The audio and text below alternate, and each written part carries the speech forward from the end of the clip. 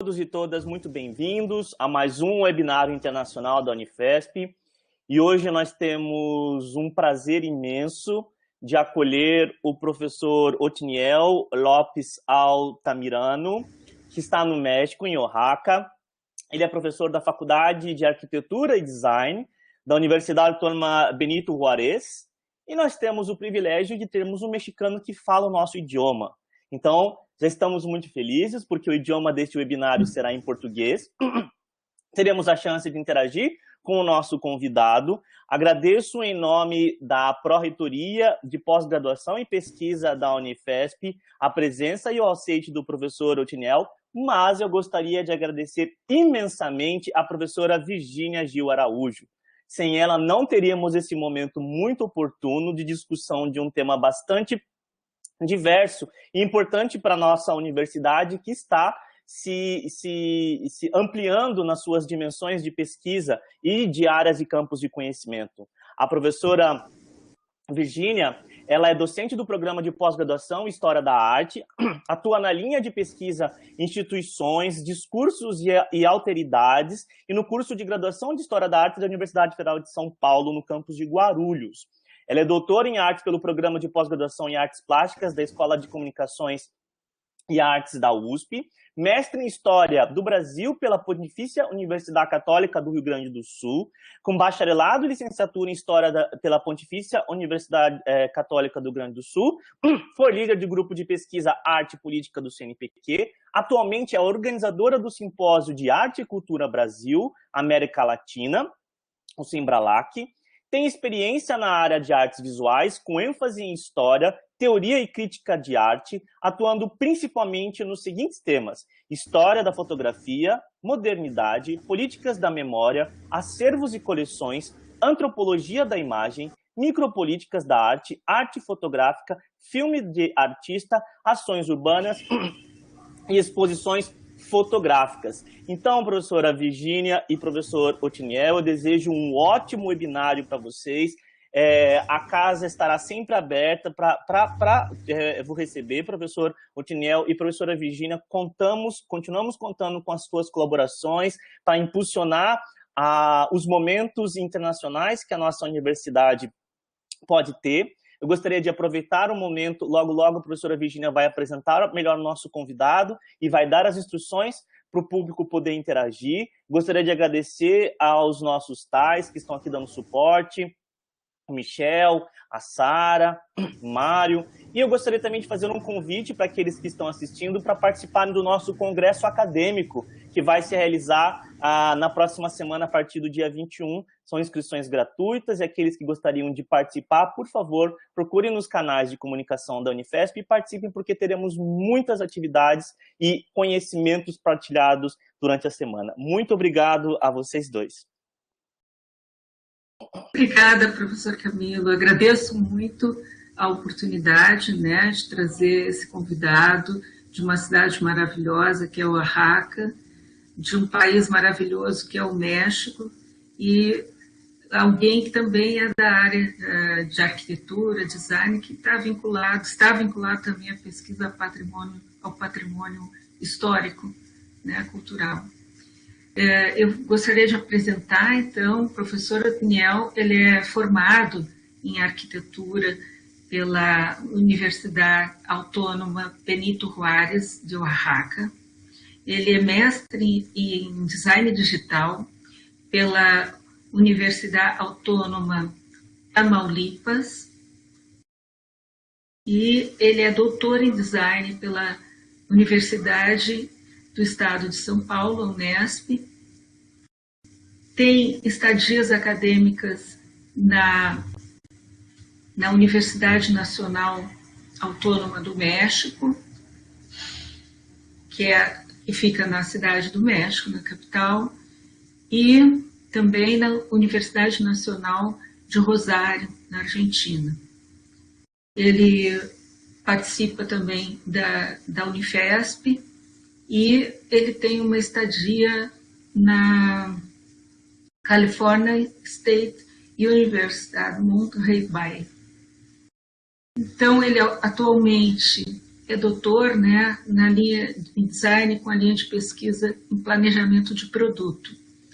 Pesquisador da Universidade Autônoma Benito Juárez de Oaxaca, México, membro da equipe de pesquisa em Teoria, História e Crítica da Arquitetura e atua no grupo de pesquisa em Design Contemporâneo, Sistemas, Objetos, Cultura e também da Unesp. Tem experiência na área de arquitetura com ênfase em design digital, atuando principalmente nos temas de transmídia e design de informação, que é um tema muito importante para nós hoje, né, professora Daniel? Eu convidei o professor exatamente porque eu acho que esse assunto é um assunto que deve ser conhecido, deve ser, enfim, debatido dentro do ambiente acadêmico, e tem uma tese, portanto, bastante original, né, sobre o tema da transmídia e território, porque ele trabalhou, pesquisou na América Latina, né? Ele veio pesquisar no Brasil, foi pesquisar na Argentina, e também tem a pesquisa no México. Então, esses pontos são muito importantes para o estudo, para a conclusão, né, da pesquisa de doutorado do professor Daniel. Então, eu fico muito contente, é uma alegria para nós ter o professor conosco, finalmente, né, ter essa oportunidade de trazer o professor para um universo mais amplo, né, que é dos cursos em geral da Unifesp, né, porque esse seminário, webinário, ele é aberto para todos os departamentos da Unifesp. Então, eu gostaria de também dizer que na sala de streaming, como estamos na sala de streaming, as perguntas para o professor, né, serão via chat.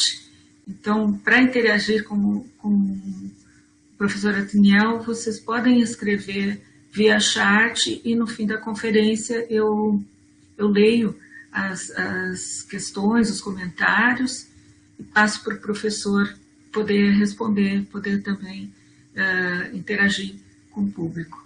Muito obrigada, professor. Bem-vindo à nossa universidade, a Unifesp. É um prazer muito grande. Então, a palavra está com você. Perfeito.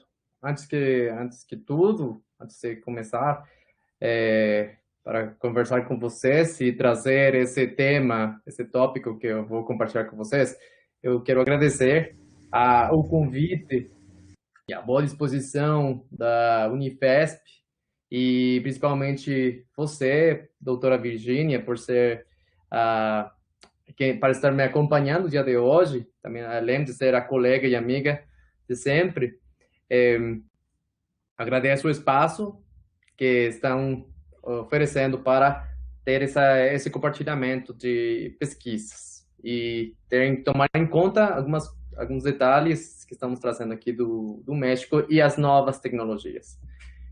Bom, eu vou me apresentar, né, também. Como os colegas já falaram, eu sou o Otniel Altamirano, a versão em espanhol seria Otniel Altamirano, e eu sou professor e pesquisador da Universidade Autônoma Benito Juárez de Oaxaca, aqui no México, de onde que eu estou falando para vocês. Eu formo parte de uma equipe de pesquisa em teoria, história e crítica da arquitetura, e estou fazendo esse trabalho conjunto com a colega e pesquisadora, a doutora Wendy Montes Ponce, e a nossa colaboradora e amiga Diana Martínez. Eles são parte das pessoas que estão também já trazendo essa participação junto comigo, que também estão desdobrando alguns dos tópicos que eu vou conversar para vocês. Bom, a transmídia e território, então, vamos entrar no tema. E esse tópico surge também de uma reflexão sobre os novos temas relacionados ao design de comunicação que estabelecem demandas cognitivas. Dessa forma, a transmídia se desenvolve através de múltiplas mídias e plataformas de comunicação nas quais uma parte dos consumidores assume um papel ativo nesse processo de expansão. Portanto, qualquer espaço propício ao desenvolvimento da conversação social é um território para a transmídia. Ela ocupa os espaços, os transita, os reconstrói, os desmonta e remonta, potencializando a cidade e transformando-a em uma plataforma narrativa complexa e diversa. Bom, assim como vocês estão, um começo é o que estamos procurando, o que a Transmídia está trazendo ou oferece para nós usuários, indivíduos que estamos nesse contexto mediatizado. Vocês conseguem prestar atenção na capa, na sua tela, e essa é uma imagem que eu tirei, acho que uns 2, 3 anos atrás, durante o Natal.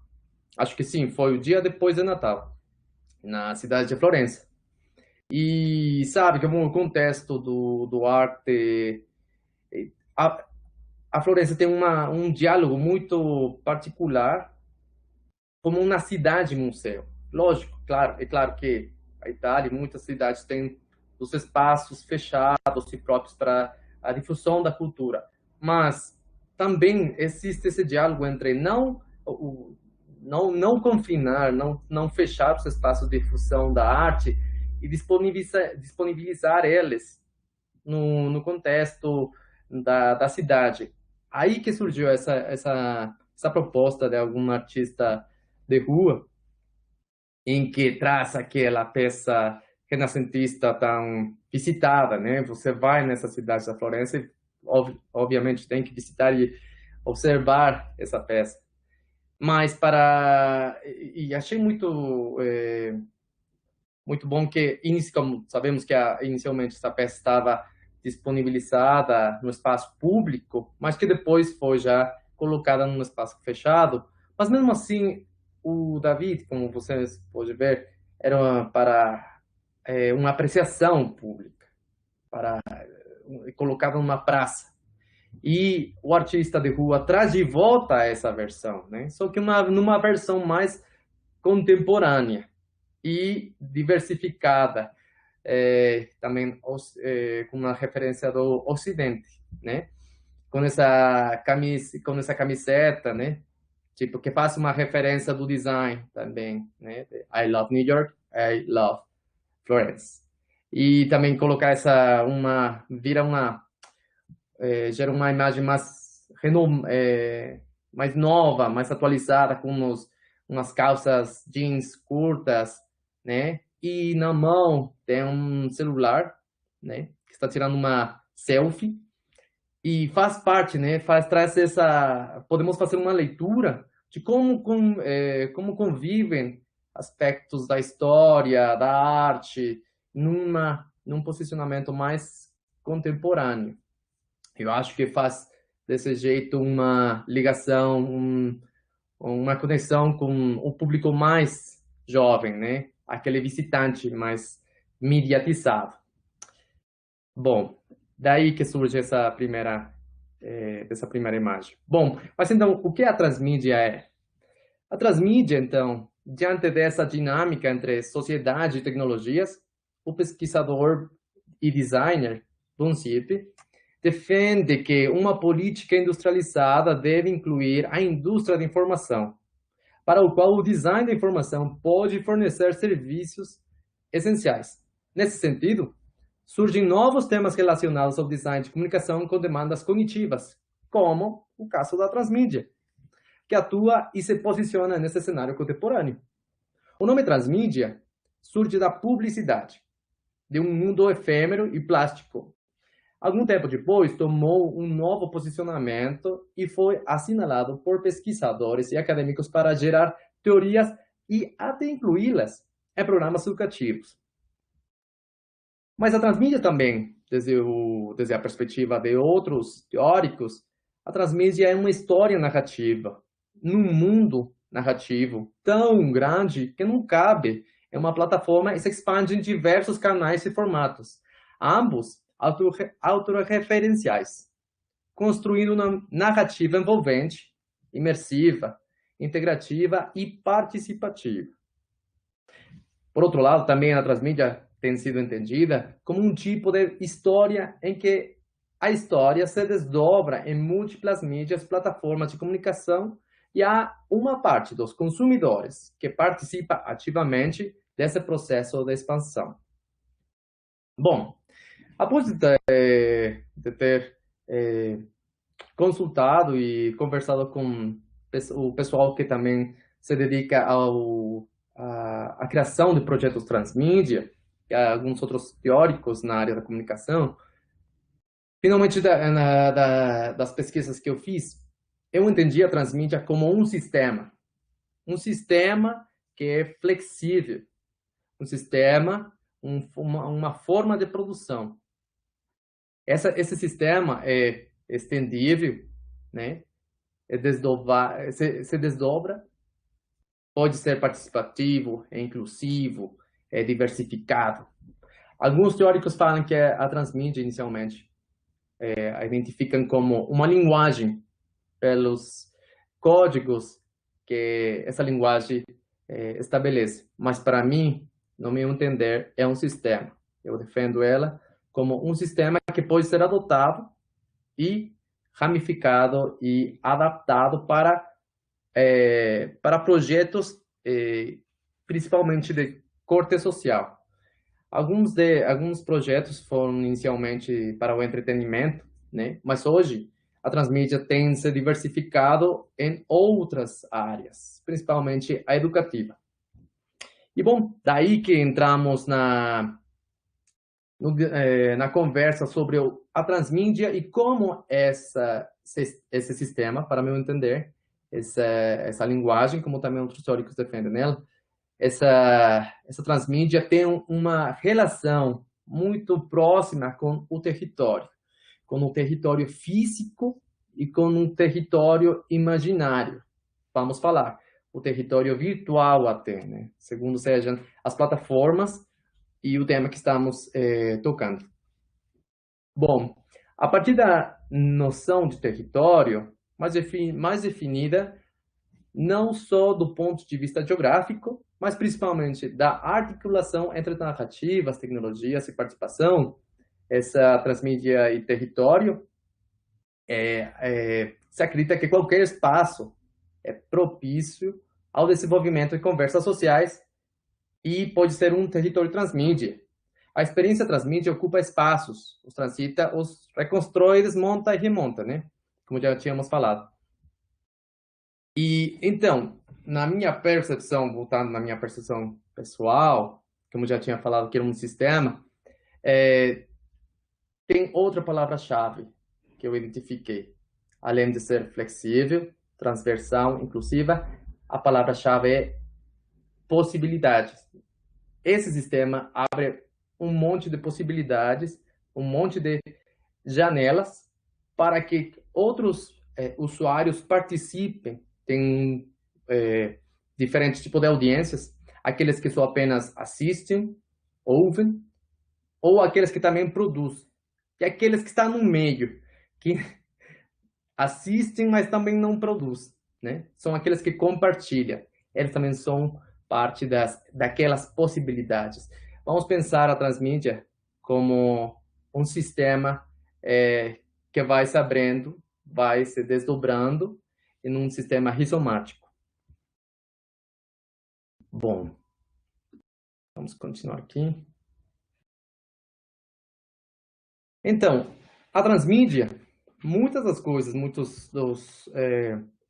de outras palavras e outros elementos que envolvem a transmídia, vamos encontrar indivíduo, né? Posso falar qualquer tipo de pessoa, indivíduo, em qualquer contexto, que vai ser usuário, que pode ser, esse mesmo usuário também pode ser produtor, existem os consumidores, e que trabalham em um coletivo também. A soma de todos esses produtores, a soma de todos aqueles que consomem, também pode gerar coletivos ou grupos, né, que estão seguindo ou acompanhando o projeto Transmídia. E nesse entendimento, eles também colaboram, né? Colaboram nos grupos coletivos dos produtores e tem uma conversa com os só apenas que os consumidores, né? Também vamos falar vamos entender essa transmídia que forma parte ou está inserida dentro de um ecossistema midiático, né? Onde que e esse é outro tópico mais extenso, em que o ecossistema midiático já intervém naqueles elementos das mídias, o comportamento social, o comportamento cultural, né? E outras relações.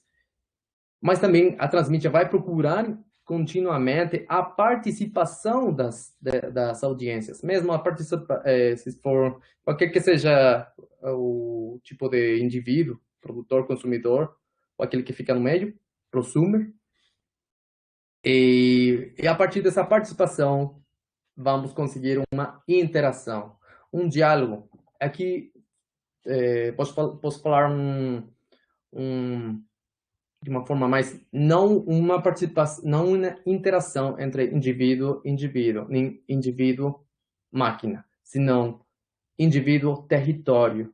O indivíduo que vai ter uma conversa, uma participação, uma ação e uma resposta e troca com o espaço físico, qualquer que for, né? Um espaço construído, um espaço imaginário também. E isso vai gerar, a partir disso, também dessa interação, vão se criar narrativas de qualquer tipo, né? Narrativas de ficção ou narrativas de não ficção, que são mais de uma labor jornalística. E isso vai ser novamente estabelecido no espaço. Em que espaço vamos encontrar esse tipo de narrativas e interação? Bom, um espaço real, físico, ou um espaço virtual imaginário também. E tudo isso vai ser fechado pelo número de ferramentas que apoiam ou que conduz esse ecossistema midiático, né? É importante ter todos aqueles elementos, né, para poder falar de um projeto de tipo transmídia. Bem, eu vou continuar compartilhando uma das experiências. A primeira experiência que eu tive, o primeiro contato que eu tive com os projetos de tipo transmídia, foi um pouco complexo, desde desde a área que eu estava vindo, que era da área da arquitetura e da área do design digital. Aí eu tinha essas duas chaves, né? A arquitetura e o design digital. Aí eu caí no projeto Transmídia, que foi um convite muito bem realizado, um convite muito significativo para mim, pelo diretor Fernando Irigaray, da Universidade Nacional de Rosário, na Argentina. E nesse momento ele e a equipe dele estavam trabalhando num projeto de corte transmídia. E o nome desse projeto foi Tras los Pasos de Hombre Bestia. E esse projeto desenvolveu uma série de mundos. Vamos entender a transmídia, como vocês conseguem enxergar na sua tela. Vamos colocar no centro o nome do projeto, né? E ao redor dele, os mundos que vão estar sendo criados em um tempo determinado, com um time determinado, que todos eles têm um começo e um fim, e alguns deles continuavam existindo, em geral, fechando ou criando um sistema. Bom, mas essa é uma imagem para tentar entender como que funciona uma estrutura transmídia, mas a transmídia não tem forma nenhuma. É ramificado, pode ser linear, pode ser circular, ainda não existe uma estrutura definida, mas é um bom exemplo para entender como foram sendo desdobrados cada um desses mundos. E cada um dos mundos formaram um sistema, um universo, o universo transmídia, que estava sendo levado pelo Hombre Bestia, que foi o projeto inicial. Então, para esse projeto foi desenvolvido o documentário, os episódios para o YouTube, as redes sociais, o making of do documentário, sim. Se geram produtos de realidade aumentada. Existiram intervenções urbanas, especificamente como videomapping, que naquele momento, que foi no 2013, ainda estava nesse movimento de fazer projeções sobre as fachadas dos prédios. E isso em relação às intervenções urbanas. Desse projeto surgiu também o livro, em que foram convidados todos os outros colegas na área acadêmica para trazer essas pesquisas relacionadas com todo esse universo de mídia, de arquitetura, de urbanismo, de design. E também, assim, existiu um game, existiu um game online, e no final do projeto existiu outro tipo de game, de tipo offline, que era presencial, com alguns dos participantes. Esse projeto foi realmente complexo para aquela pessoa que estava entrando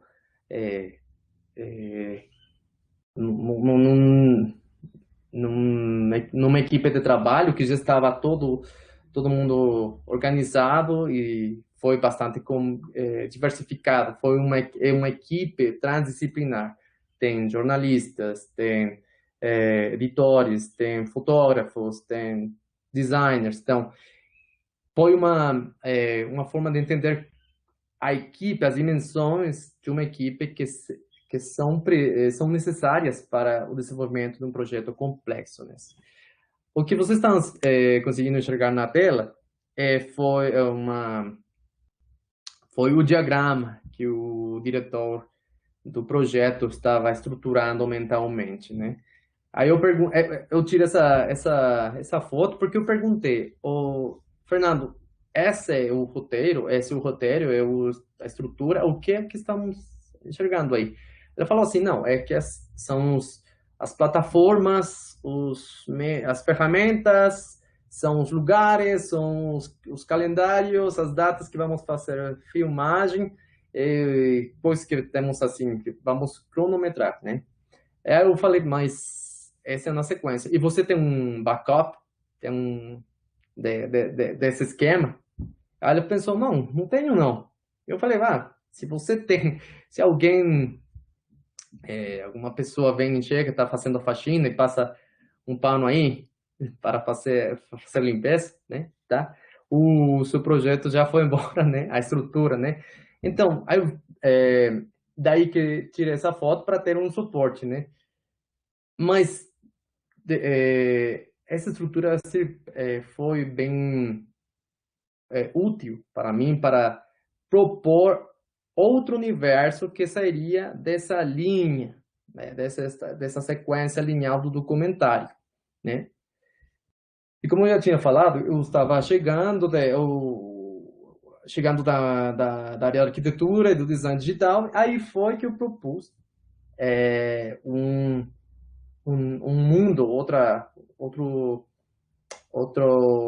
narrativa, a partir do spin-off de um personagem que estava intervindo na história. Em termos gerais, vou falar em que consistiu o projeto. Tras os passos do Hombre Bestia, trata de um filme argentino na década dos 40, e o filme foi o primeiro filme feito em Rosário, né, da província de Santa Fé, e era um filme de tipo fantástico, né, de ficção. E a história contava que uma pessoa, um homem, tinha saído, tinha pegado um avião, estava dirigindo, posso falar, dirigir um avião, estava saindo dos Estados Unidos, e o avião caiu, por acaso, em Rosário. E aí o homem ficou meio perturbado, ficou louco e caiu no laboratório de um pesquisador, de um cientista meio louco. E aí ele pegou esse cara que tinha caído do avião e ele fez uns experimentos e umas mudanças aí. No final, ele estava fazendo experimentos e esse homem virou uma bestia, uma besta, um monstro, por assim falar. E esse homem estava pegando as meninas, não pegando, né? Estava na cidade de Rosário e, não sei, sim, posso falar, pegava algumas meninas da cidade e matava elas. Então, a história vai nessa sequência. Aí surgiu um spin-off, onde surgiu um detetive rosarino, e ele está tentando procurar onde que ficou o filme original, a peça original do filme, Hombre Bestia. Então, aí ela está procurando, está seguindo os passos do Hombre Bestia.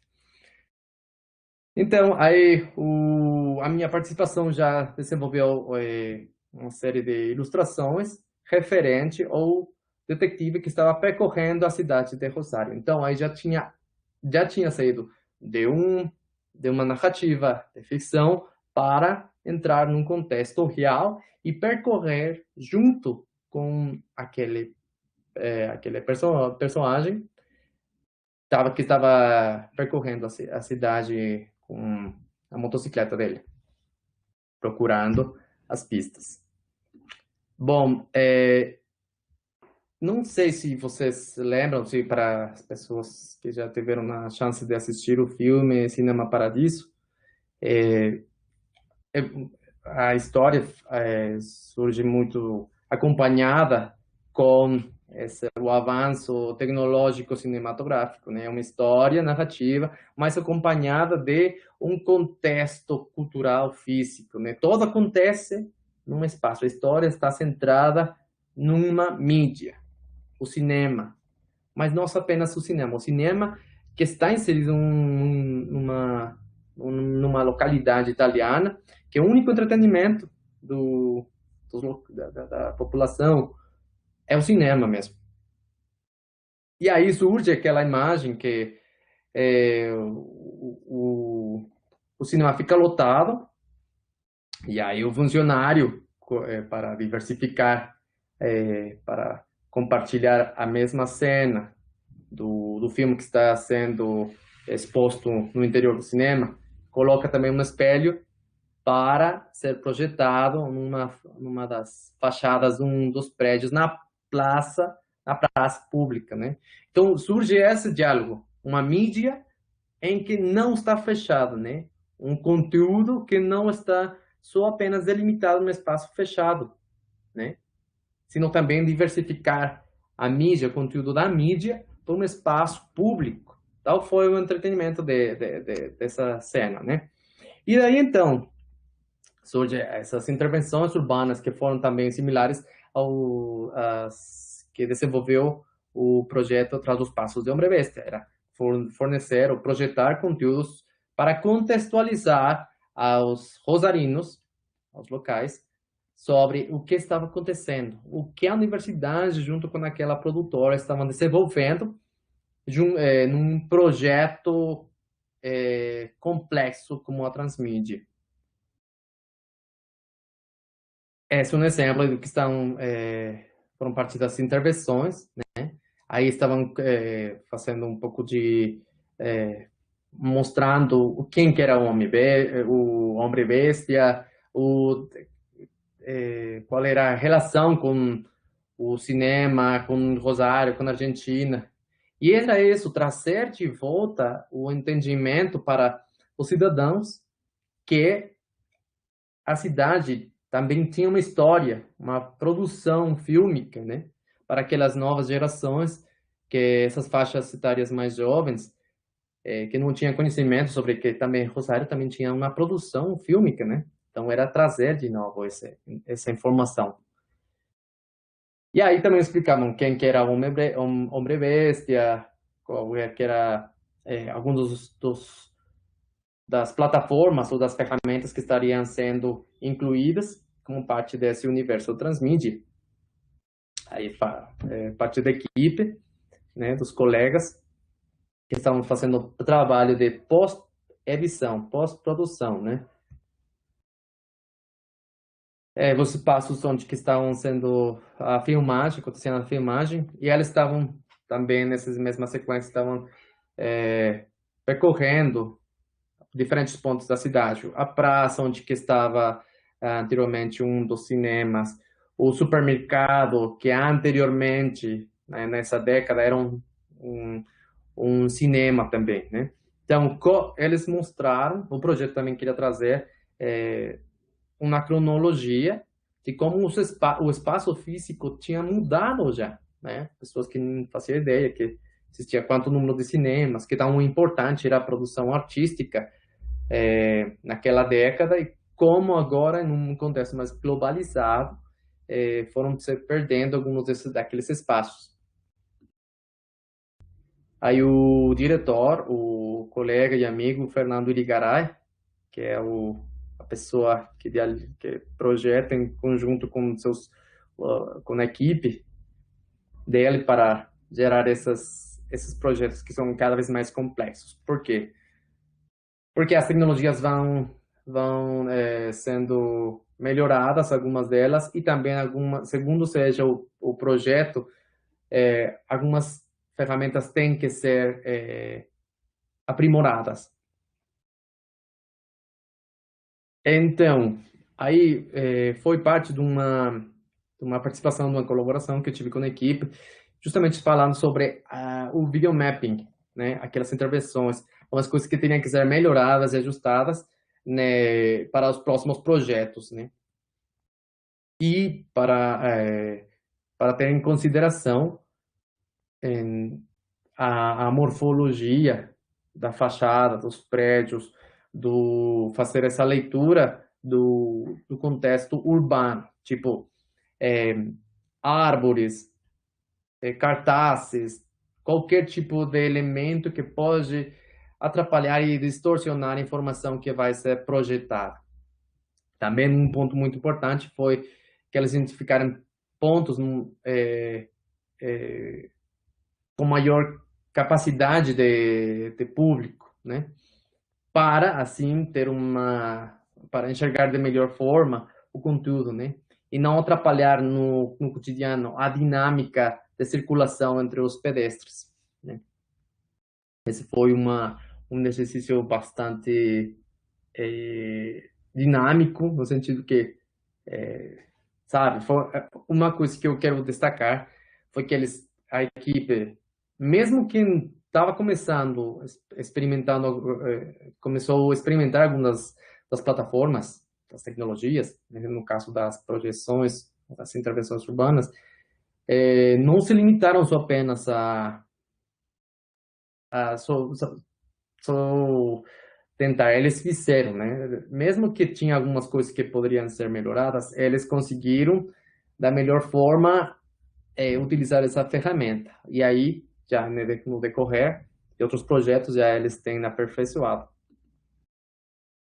Bom, esse aí é o Marcelo Coleman, que é o detetive que estava procurando. Essa é uma outra parte da história, né? Então, foi diversificado.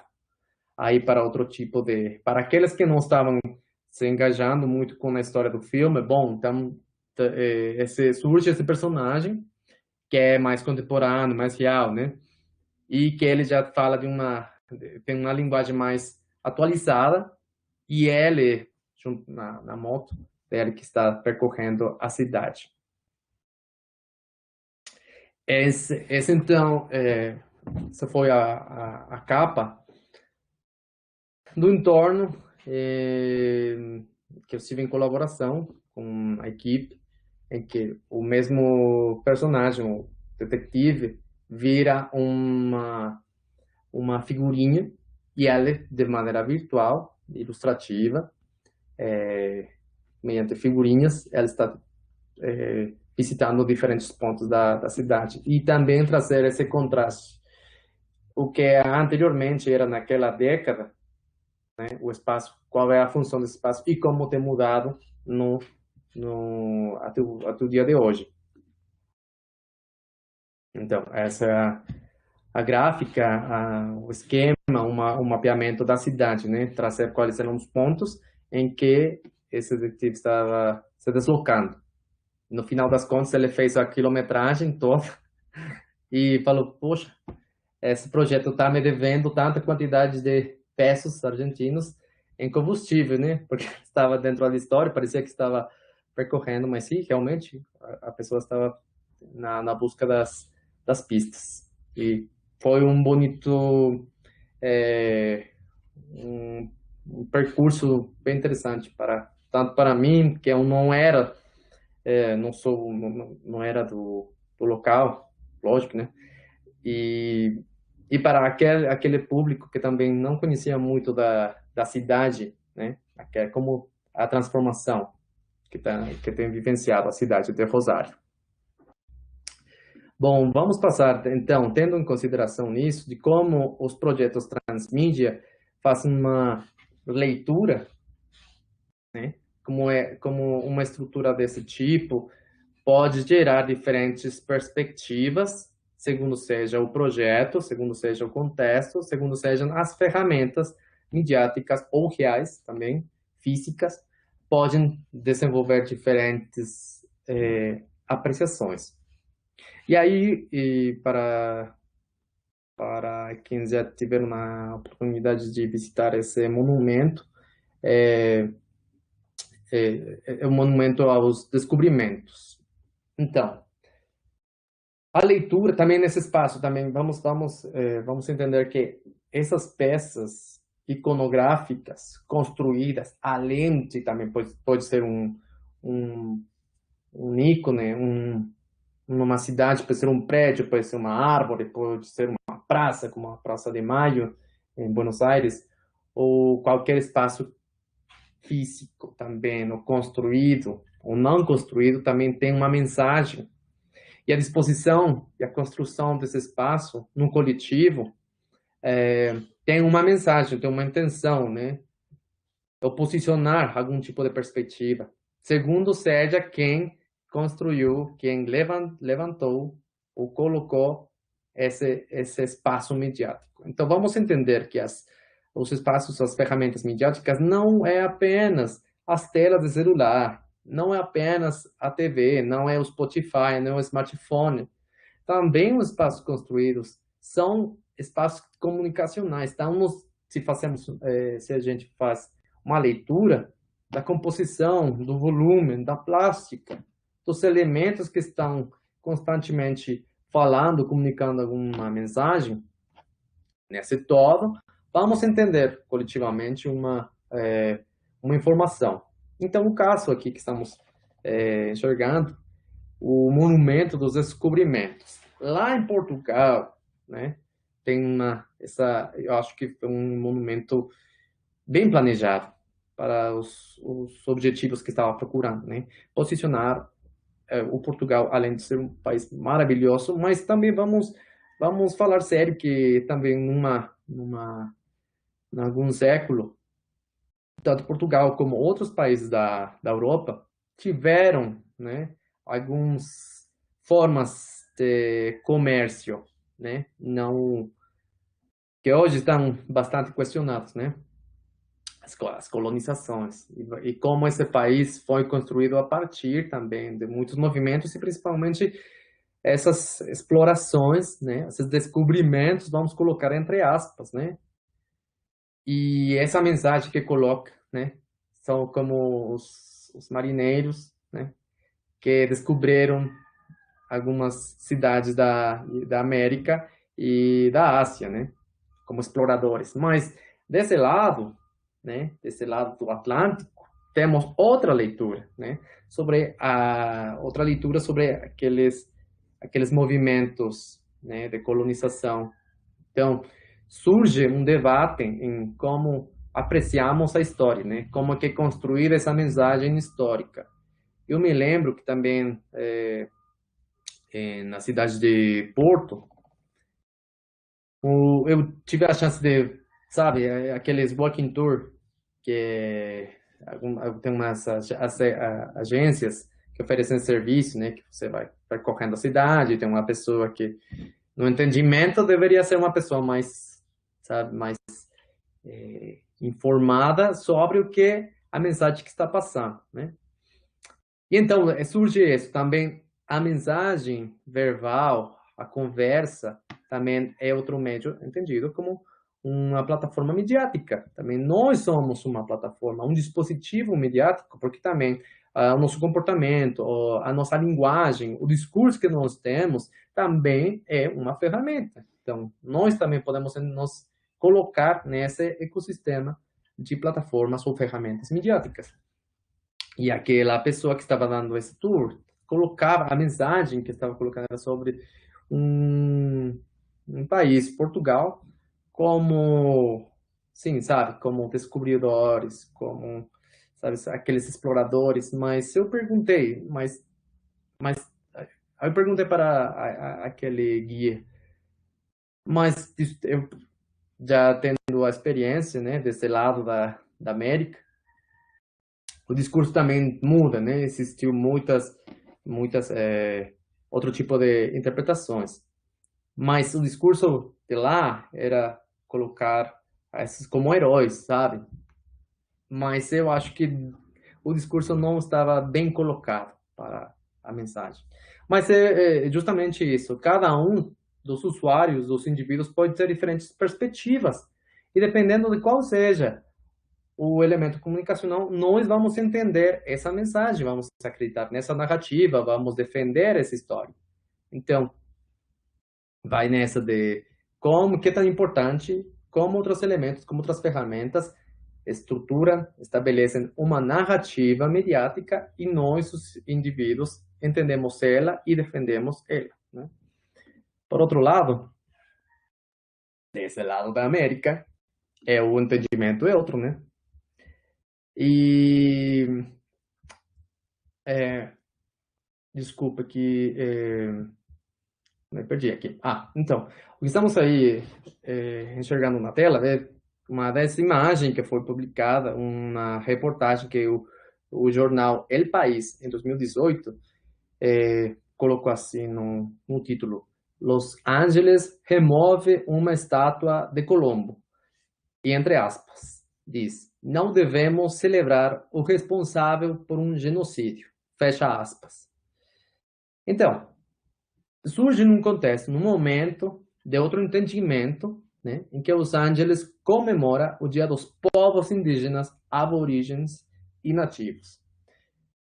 E também o entendido que esse é um passo, disse um dos entrevistados, esse é um passo natural para eliminar a falsa história que o Colombo descobriu a América, né? O próprio Colombo foi o responsável pelas atrocidades e suas ações desencadearam o maior genocídio da história. A sua imagem não deve ser celebrada em lado nenhum. E é justamente o que estava falando, como essas peças, né, essa peça também não é uma peça midiática comunicacional e traz já um contexto, um entendimento no coletivo. Então, e essa peça estava colocada num espaço público, num espaço da cidade, sim? Muitas dessas peças hoje em dia estão sendo repensadas, né? Ressignificadas, e muitas delas estão sendo até substituídas, né?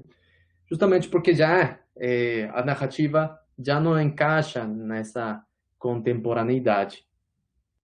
Então vamos apoiar para um entendimento, para os projetos transmídia, que também esse tipo de elementos podem ser um veículo comunicacional, podem ser parte de um dos mundos dentro do nosso universo transmídia, seja o projeto e a temática que for.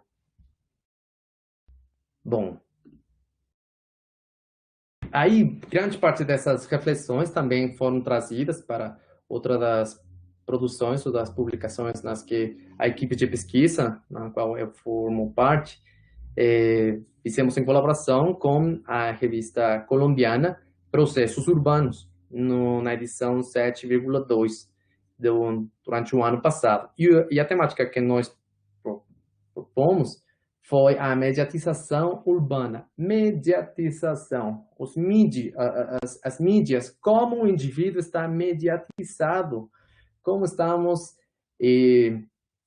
nos comportando no nosso contexto real através de ferramentas tecnológicas, digitais, análogas e físicas, como a cidade mesma. E aí, o que procuramos foi a mediatização urbana, claro, como novas dinâmicas de comportamento entre indivíduos, mídia e seu território. Nessa publicação, em que foram recebidos diferentes tipos de papers e manuscritos, foram discutidas as recentes dinâmicas de comportamento entre indivíduo, mídia e território, o que no momento histórico em que vivemos é muito pertinente desdobrar aqueles temas que precisam ser analisados através de lentes transdisciplinares, de forma que os fenômenos podem ser reconhecidos, os fenômenos podem ser reconhecidos e como eles intervêm, enriquecem, ao mesmo tempo que afetam o modo como habitamos. Nós constituímos como seres humanos e as identidades que compõem nosso tecido social. Então, aí, os papers que vocês conseguem, que podem encontrar nessa publicação, nesse número, foram resultados de pesquisas, reflexões sobre as implementações, impactos, problemas, e da mesma forma, as responsabilidades que novas plataformas de comunicação midiáticas e seus conteúdos líquidos estão revolucionando a mídia de comportamento humano nos diferentes territórios e centros urbanos.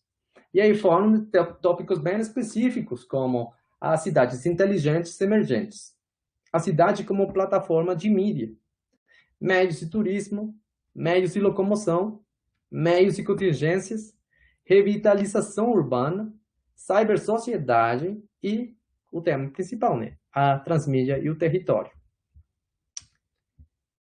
Bem,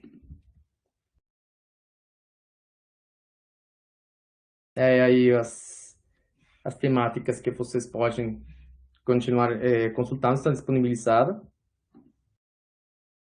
Então, para já ir fechando a minha participação nessa palestra, ao longo desse texto, ao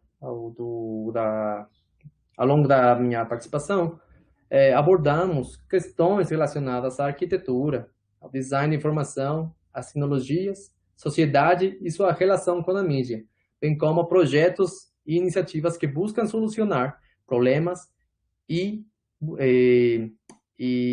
procuram a melhora da qualidade de vida das pessoas. Desse modo, confirmamos nosso entendimento de que todas as questões aqui discutidas conseguirão ser parte dos mecanismos transformadores da atual sociedade contemporânea e das futuras gerações. Então, vamos ter em conta que já faz parte do nosso cotidiano essas novas ferramentas e as ferramentas que estão por vir. Algumas delas, das que já estamos, nas que estamos nos apoiando, algumas delas já vão deixar de existir, mas chegarão outras novas versões, mais até híbridas. Então, finalmente, para esse tema de transmídia e território, pensemos que estamos constantemente como usuários, como indivíduos, que podemos transitar num espaço real e num espaço virtual, imaginário, segundo seja o nosso perfil. Vamos entender quem somos como indivíduos. Somos consumidores, somos produtores, ou somos aqueles que somos híbridos, somos prosumidores, né? E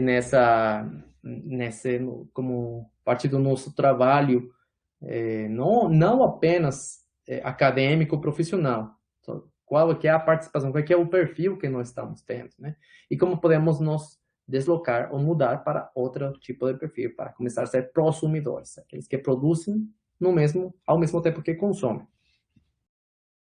E é isso, vamos identificar quais são as possibilidades para nós formar parte de alguns coletivos que estão atrás de produção de conteúdos e, sem dúvida, em algum momento vamos ser parte de universos transmídia, sem sequer saber que estamos sendo parte de coletivos transmídia, tá? Esse foi um trabalho, é um trabalho conjunto com a minha equipe de pesquisa. Eu convido vocês para nos seguir, para se incluir na nossa rede. Pode nos encontrar no Facebook como Investigadores ARC e também pode entrar em contato diretamente comigo. Eu vou deixar aí na tela o meu contato e o contato da minha líder e colega, a doutora e pesquisadora Wendy Montes, junto com os nossos colaboradores. Isso seria tudo por parte da Transmídia e Território.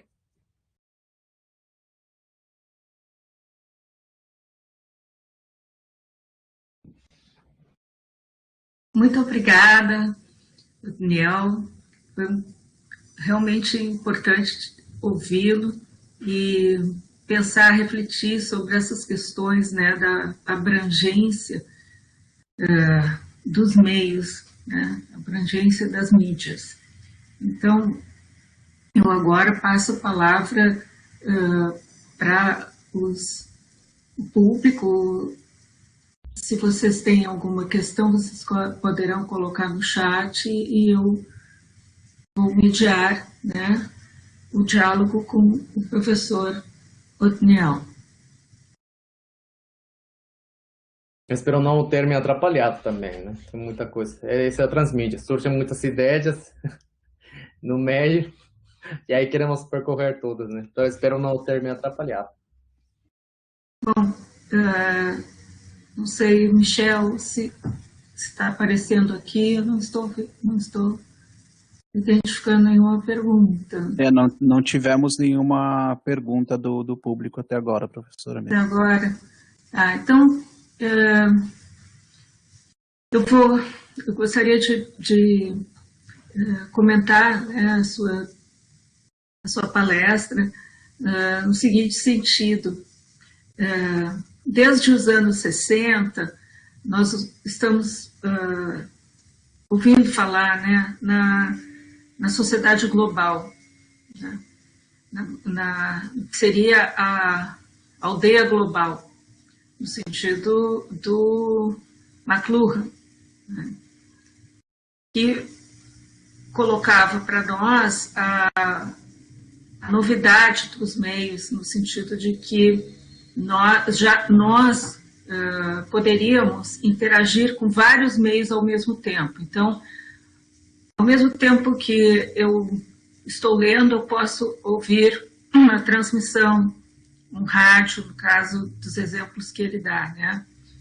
E eu posso também ver que tem alguma pessoa vendo televisão e interagir com essa pessoa. Quer dizer, eu tenho atenção para todas essas mídias separadas no espaço físico, né? Num espaço físico que é urbano e que é suburbano também, né? Então, agora, com os meios digitais, ou seja, é uma nova fase da revolução científico-tecnológica, você tem a possibilidade de colocar toda a sua atenção numa tela, né? E essa tela você vai abrir várias janelas e vai ampliar a sua comunicação a partir das suas buscas, né? Com todas as possibilidades que a internet pode nos dar.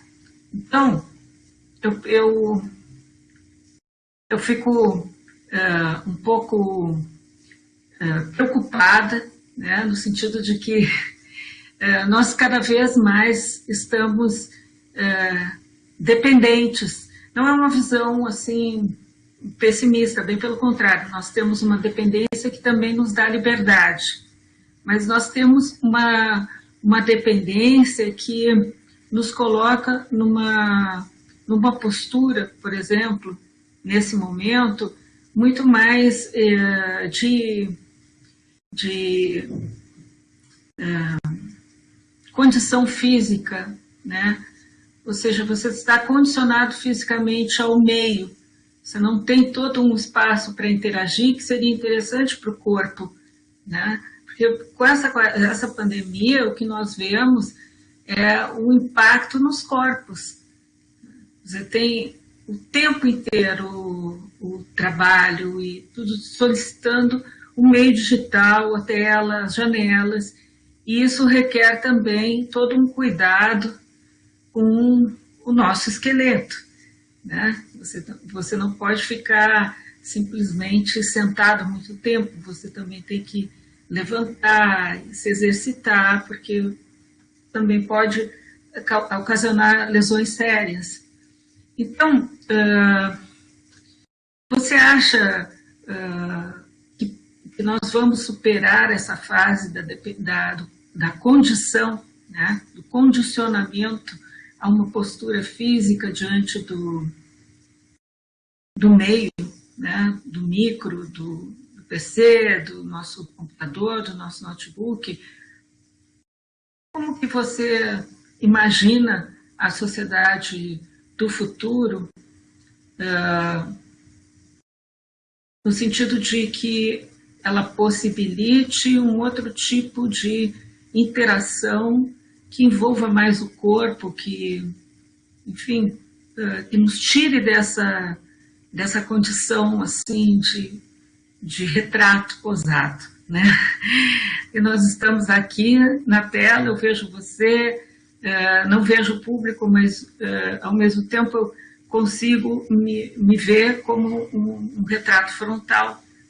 E esse tipo de imagem é uma imagem que persiste, né? Persiste na pintura, na história da pintura, na fotografia, essa imagem, o retrato, né? Um gênero de pintura e, ao mesmo tempo, um artifício fotográfico muito forte, porque ele persiste até hoje. Mesmo nas selfies, nós estamos muitas vezes afirmando uma postura frontal, conforme as noções e o condicionamento básico para tirar uma imagem de si mesmo, para mostrar uma imagem de si mesmo, para ver o outro, né?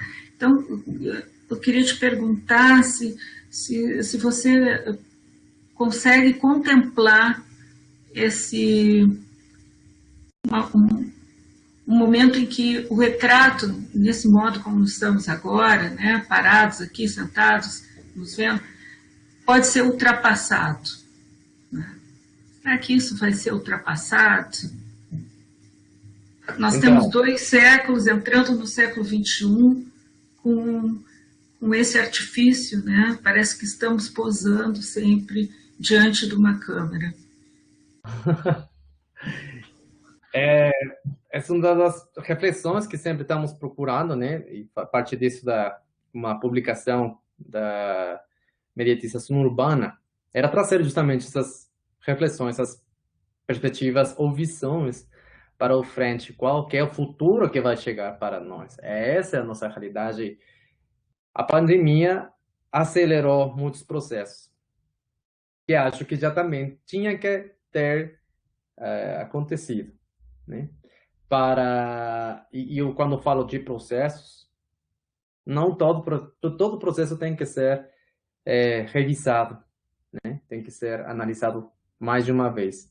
Se os processos de serviços, de produtos das empresas continuamente estão sendo avaliados e certificados, significa que os processos estão sendo ou prolongados ou, muitas das vezes, sintetizados, né? Então, a pandemia foi uma fase, assim, uma onda muito violenta nesse sentido, para chegar o momento da mudança dos comportamentos, do entendimento do indivíduo, né? Era 3, 2, 1, agora, né? Vai agora. Mas muitas das empresas, por exemplo, já tinham se adiantado não para uma pandemia, mas sim para a otimização dos processos, dos funcionários, dos serviços, né? Tinha mudado para plataformas digitais, né? Reduzido o tempo de que os funcionários estavam indo para o escritório, né? Tempos que estariam frente à tela, né? Então, já não trabalhar os 5 dias da semana, agora 4 dias no escritório de um de home office, tipo isso. Então, são realidades que já tinham acontecido, mas que nós, no nosso cotidiano, parecíamos assim, afastados de. Mas o fato de que nós não estamos relacionados com esse tipo de atividades, visões e posturas, não significa que não estivessem existindo. As empresas foram as primeiras, as que já tinham habilitado esse sistema de plataformas midiáticas, se apoiar nas plataformas midiáticas, como a otimização de tempos e recursos. Então, foram as primeiras que fizeram essa transição, né? E aí, para quem não estamos familiarizados com esse tipo de dinâmica de trabalhar em casa, nossa, sabe, essa mudança de nosso comportamento, né? Isso parecia impensável, até disfuncional. Mas eu acho que muitas das posturas para frente, as pessoas que já estão planejando e desenhando o futuro, fala um autor em mídias, que são os roteiristas dos filmes de ficção e os inversionistas, sim? São eles, as duas pessoas que estão determinando o futuro do indivíduo, né? Aqueles filmes que, nossa, maravilhoso, que mexia a tela, que tirava foto e já identificava os dados biométricos da pessoa e você pensava, nossa, isso é inimaginável para do futuro, né? Você imaginar o futuro, mas é a realidade hoje. Muitas das coisas que já assistimos em muitos dos filmes são coisas que a tecnologia se apoiou para o desenvolvimento de hoje, o smartphone, né? Videoligações, né? Meetings, né?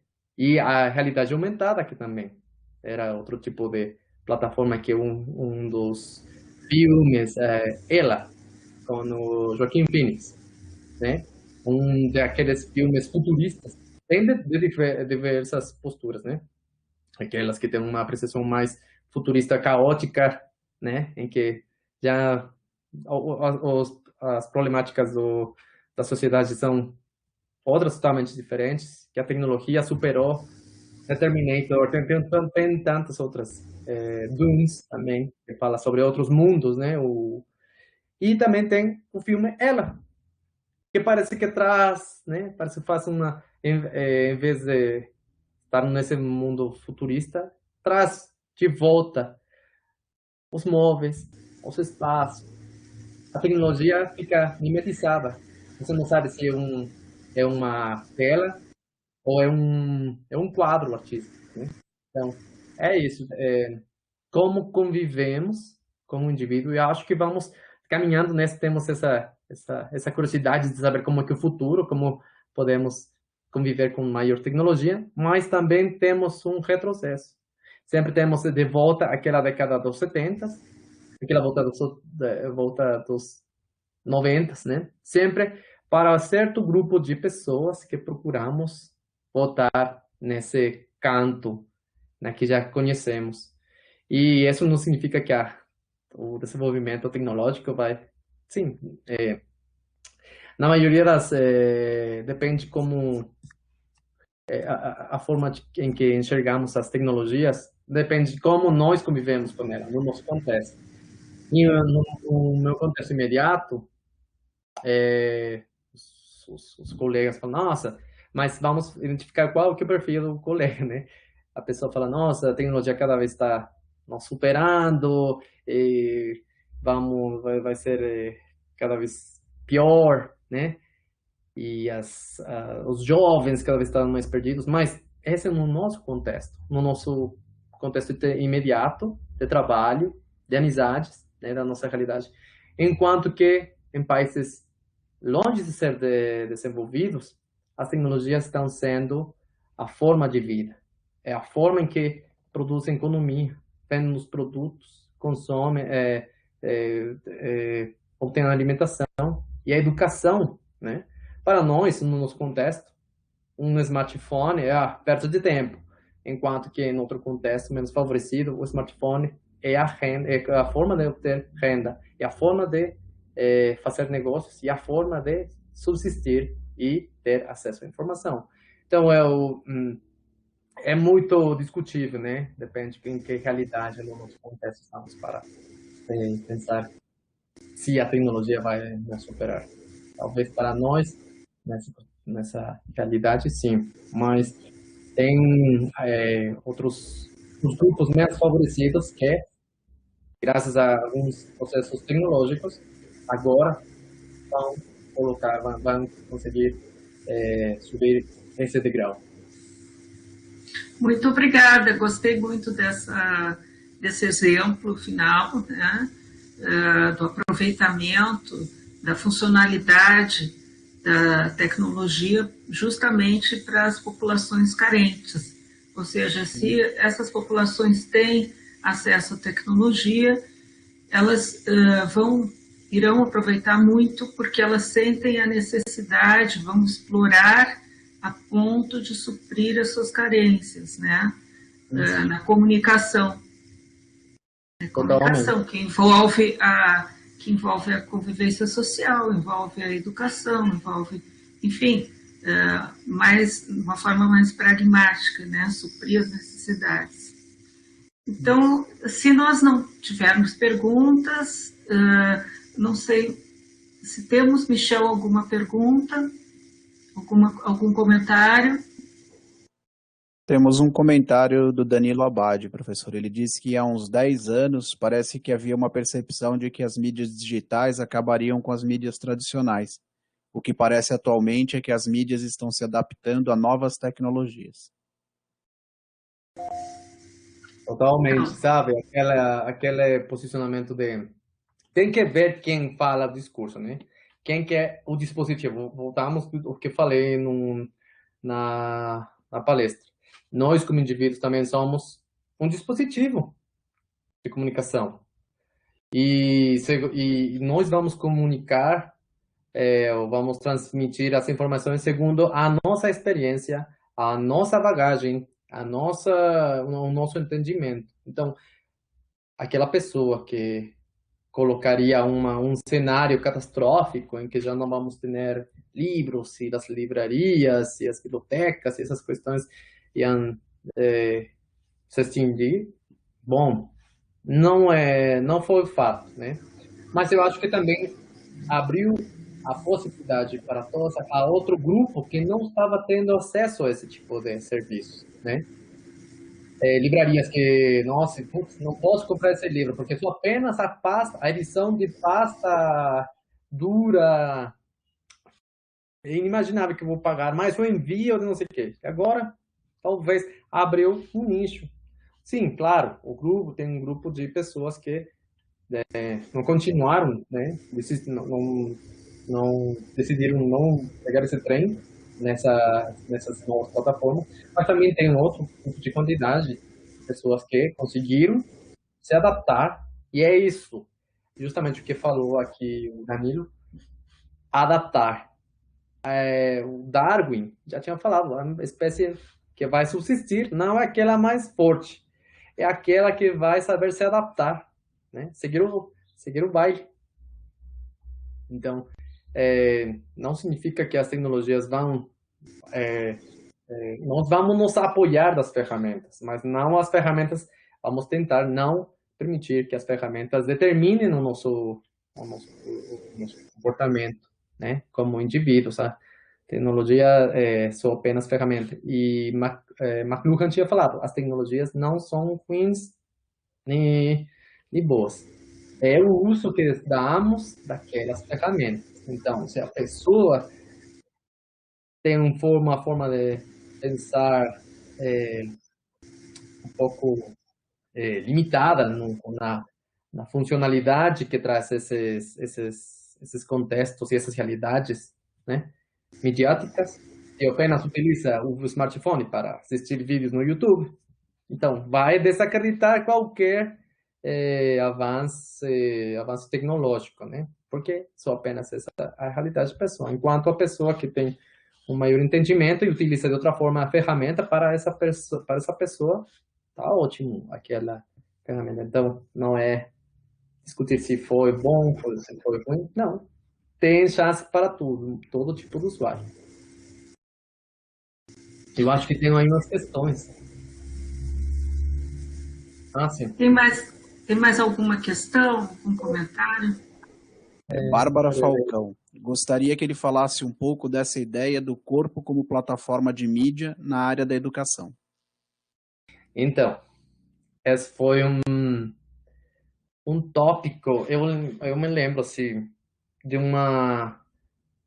estive dando aula para a graduação no mês. Tínhamos um momento de um tópico sobre interação na sala de aula com a galera toda. E aí tocamos um tema sobre a interação e como estaríamos interagindo com os objetos próximos que teríamos. E falamos especificamente de um indivíduo, eu como professor, ou eles como alunos, qual que é o uso que eles dão para uma cadeira. Né? E se existiria, primeiro que tudo, se existiria uma interação com um objeto desse tipo. Existiria ou não existiria. E isso depende de qual que é o tipo de usuário, né? Eu como professor, que interação teria com essa cadeira e eles como alunos, qual seria a interação que eles teriam com essa cadeira.